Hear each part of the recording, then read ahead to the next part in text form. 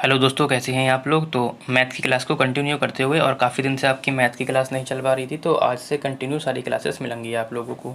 आप लोग क्लास तक बने रहें, और प्रीवियस ईयर के क्वेश्चन चल रहे हैं, और इसकी पीडीएफ को प्राप्त करने के लिए आप हमारा टेलीग्राम चैनल भी ज्वाइन कर सकते हैं, जिसका लिंक मैंने डिस्क्रिप्शन में दे दिया है। तो शुरू करते हैं क्वेश्चन नंबर हम 41 से। और क्वेश्चन नंबर हमारा 41 कहता है कि जयंत ने 100 रुपये प्रति किलो की दर से 2 किलो जामुन खरीदे, यानी कि 200 रुपये की खरीदे। इसके लिए उसके मित्र किराना ने इस धनराशि का 3/4 नहीं होगा बेटा, यहाँ पे होगा 3/10। ठीक है, 3/10 भाग के बराबर योगदान दिया। तो जयंत ने उसे कितने जामुन प्राप्त होंगे। ठीक है, तो जयंत ने उसे कितने जामुन दिए होंगे। ठीक है, तो क्वेश्चन समझ गए हैं आप लोग, तो सॉल्व कर लेते हैं।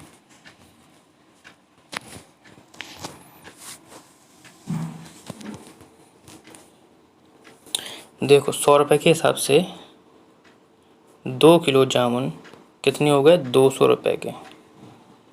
ठीक है, लेकिन किराना ने उसे कितने रुपए दिए होंगे।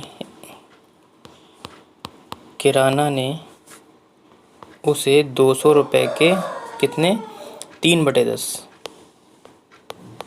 यानी कि 0 से 1 0 कट गया, 60 रुपये दिए किराना ने। अब वो पूछ रहा है 60 रुपये दिए तो जयंत उसे कितनी जामुन देगा, ये बताना है।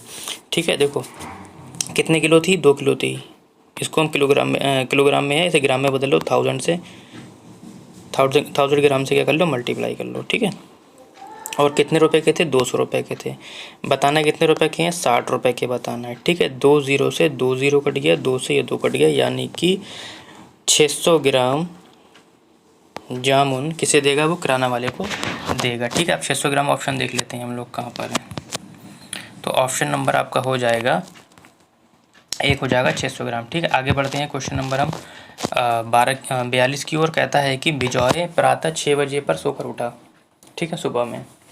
कहता है कि जब वे स्कूल जाने लगा तो घड़ी की मिनट वाली सुई 12 पर थी तथा घंटे की सुई 9 पर थी, यानी कि कितने बज रहे थे, 9 बज रहे थे, है ना। जब बड़ी वाली सुई 12 पर होगी, छोटी वाली 9 पर होगी, तो 9 तो बजेंगे। कहता है कि प्रातः उठने से लेकर स्कूल जाने तक कितना समय लगेगा। तो सिंपल सा क्वेश्चन है ना, 3 घंटे लगेंगे। ठीक है, 9 में से 6 घटा तो 3 घंटे बचेंगे। आगे बढ़ते हैं क्वेश्चन नंबर हम 43 की ओर। और क्वेश्चन नंबर 43 हमारा काफ़ी बड़ा है, तो पहले क्वेश्चन पढ़ लेते हैं। और क्वेश्चन क्या कहता है, क्वेश्चन कहता है कि कक्षा 3rd के या तीसरे क्लास के विद्यार्थियों ने स्वयं आपस में एक सर्वे किया।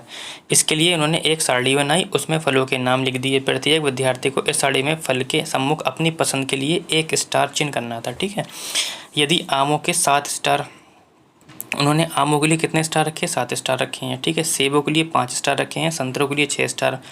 ठीक है, इस सारणी में निम्नलिखित में से कौन सा निष्कर्ष सही है। ठीक है, देखते हैं।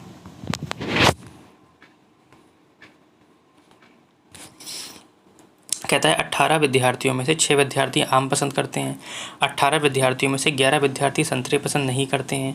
आम सबसे अधिक पसंद किया जाने वाला फल है, और संतरा वे फल है जिसे अधिकतम विद्यार्थी पसंद नहीं करते हैं। देखो, आम को 7 स्टार मिले हैं, तो सबसे ज़्यादा स्टार आम को ही मिले हैं, यानी कि आम जो है सबसे अधिक पसंद किया जाने वाला क्या है, फल है। ठीक है, तो ऑप्शन नंबर हो जाएगा आपका 3। आगे बढ़ते हैं क्वेश्चन नंबर हम 44 की ओर। जो क्वेश्चन थोड़ा सा टाइप नहीं हो पाया है, मैं बता देता हूँ फिर भी। ये क्वेश्चन इस टाइप से है, देखो मैं बता देता हूँ। यानी कि 3 पे ये है, इधर के 2 पर ये है, और 3 ऐसी हैं, और तीसरा वाला ऑप्शन 3 पे कट है और 2 पे ऐसे। असल में टाइप नहीं हो पाया, इसलिए इस तरीके से हो गया। कहता है कि निम्नलिखित में से कौन सा एक आंकड़ों के 7 प्रेक्षणों को मिलान चिन्हों के उपयोग से सही रूप से निरूपण करता है। देखो मैं बता दूं,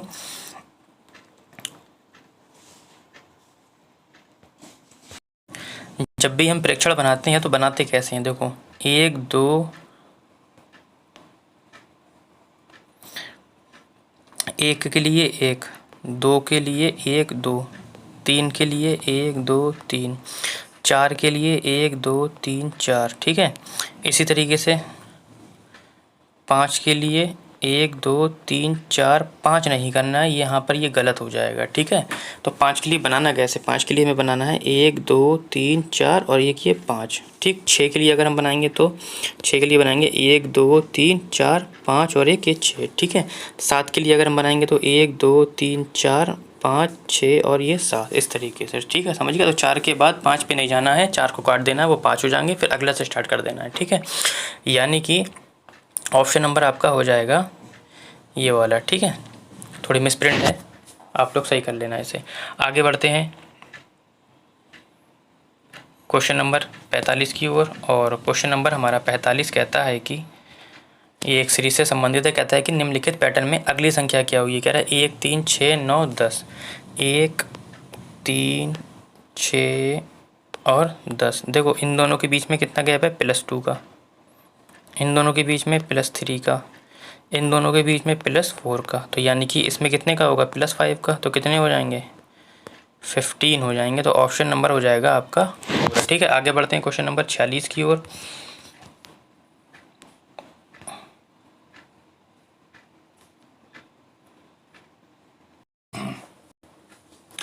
क्वेश्चन नंबर 46 कहता है कि राजू समझता है कि सभी समचतुर्भुज समांतर चतुर्भुज हैं, लेकिन उत्क्रमण सत्य नहीं है। वैन हिले के ज्यामितीय चिंतन के सिद्धांत के अनुसार राजू किस स्तर पर है। ठीक है, देखो ये स्तर मैं आप लोगों को पूरा करा चुका हूँ। तो आप लोग जिसने भी मेरी वीडियो नहीं देखी है तो आप लोग वहाँ से जाकर वैन हिले की पूरी वीडियो देख सकते हैं। ठीक है, उसकी प्लेलिस्ट तैयार है मैथ की, तो वहाँ से जाकर आप लोग देख सकते हैं। कहता है कि समांतर चतुर्भुज बताता है वो, लेकिन ये सही नहीं है। अगर सही होता तो ऑप्शन नंबर दृष्टिगण में आ जाता हमारा, है ना।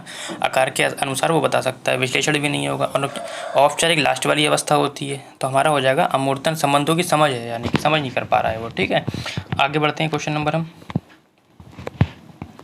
47 की ओर। और क्वेश्चन नंबर 47 हमारा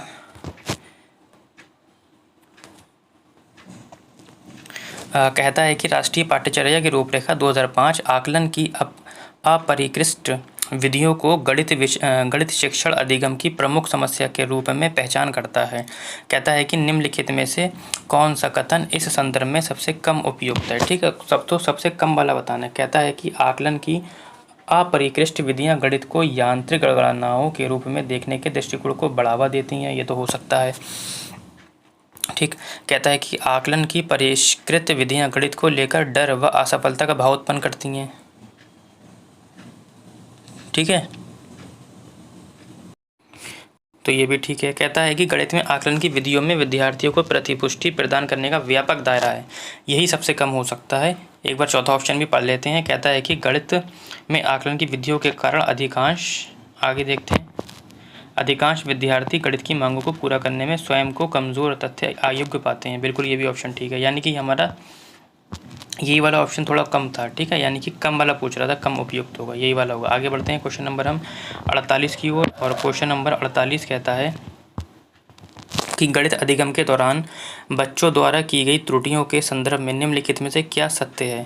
त्रुटियां बच्चे की अधिगम प्रक्रिया की सूचक हैं। मैंने बताया था जो बच्चों की त्रुटियां होती हैं क्या होती हैं, अधिगम का एक हिस्सा होती हैं। तो आप लोग उसे ना ही मारें ना ही डांटें। ठीक है, क्योंकि सीटेट में बच्चों को सज़ा देना, बच्चों के खिलाफ गलत टिप्पणी देना, ये सब गलत होता है। ठीक है, तो क्वेश्चन नंबर 48 के होते हैं कि त्रुटियां बच्चों की अधिगम प्रक्रिया का सूचक हैं और इसलिए महत्वपूर्ण है। ये हो सकता है।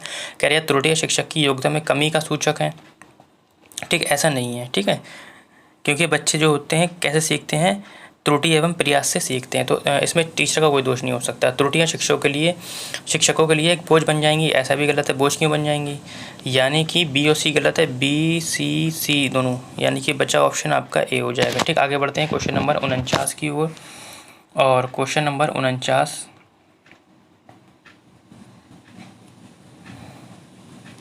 कहता है कि निम्नलिखित में से कौन सी योग्यता आधारित गणित शिक्षण की विशेषता नहीं है। ठीक है, तो योग्यता आधारित गणित शिक्षण की कौन सी विशेषता नहीं है ये बताना है। कहता है अधिगम के प्रतिफल स्पष्ट, मापने और योग्य होते हैं। स्पष्ट और मापने योग्य होते हैं। बिल्कुल, अधिगम के जो प्रतिफल होते हैं स्पष्ट होते हैं और मापने के योग्य होते हैं। शिक्षा और कहता है कि शिक्षण शास्त्र गतिविधियों, अनुभवों तथा कला, खेल, प्रौद्योगिकी के समाकलन पर आधारित होता है। बिल्कुल ऐसा ठीक है। तीसरा ऑप्शन कहता है कि बच्चों का अधिगम प्रतिफल के अगले स्तर पर बढ़ना उनके वर्तमान स्तर पर एक निश्चित स्तर की दक्षता हासिल करने पर निर्भर नहीं करता। ये तो गलत है, ये तो ऑप्शन ही गलत हो गया, नहीं करता कह रही है। अगर करता होता तो ऑप्शन ठीक हो जाता। ठीक है। चौथा ऑप्शन कहता है कि प्राथमिक रूप से रचनात्मक आकलन का उपयोग किया जाता है और कौशल या अवधारणाओं का आकलन कई संदर्भों में किया जाता है। बिल्कुल ऑप्शन ठीक है। आगे बढ़ते हैं क्वेश्चन नंबर 10 की ओर और आज के सेशन का लास्ट क्वेश्चन कहता है कि प्राथमिक स्तर पर गणित शिक्षण के लिए निम्नलिखित में से कौन सी शिक्षण अधिगम सामग्री उपयुक्त नहीं है। प्राथमिक स्तर पर कह रही है गणित शिक्षण के लिए, कह रहा है टेनग्राम, डाइन ब्लॉक्स, कोडमापी जिसे हम थियोडोलाइट बोलते हैं, टेसिलेशन जिसे हम टाइलिंग किट बोलते हैं। ठीक है, तो कौन सा नहीं होगा। देखो टेनग्राम हमारा होगा, डाइन ब्लॉक्स भी होगा, टेसिलेशन भी होगा, लेकिन क्या नहीं होगा, कोडमापी नहीं होगा। बच्चों के लिए नहीं होता, ये 6 से 7, 8, 9 में आ जाता है। ठीक है, तो आज के लिए इतना ही और PDF को प्राप्त करने के लिए आप हमारा टेलीग्राम चैनल ज्वाइन कर सकते हैं।